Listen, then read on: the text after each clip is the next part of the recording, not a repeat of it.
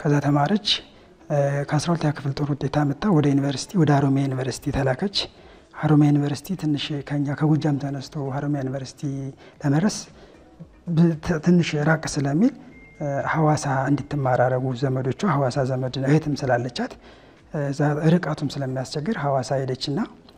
ትምህርቷን መማር ጀመረች አካውንቲንግ ኤንድ ፋይናንስ ሐዋሳ ነበር መኖር ያኔ ማለት ነው እኔ ነኝ ሐዋሳ ዩኒቨርሲቲ ለምኜ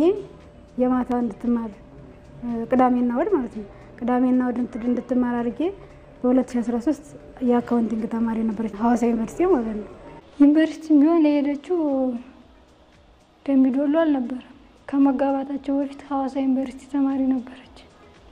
ከተጋቡ በኋላ ወለዱ ልጁ ይደግና ልጅ ማሳደግም ስራ ነው ከዚያ በኋላ ትማራለች በሚል ልጅ ያሳደገች እሷ ቤት እንደምትል ነው የምናውቀው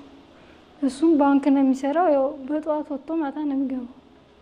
ይሄ ነገር እንግዲህ እሱ ስራ ከወጣ በኋላ እየወጣችው ምን ሰዓት ታርገው መቼ ይፈጠር የምናውቀው ነገር የለም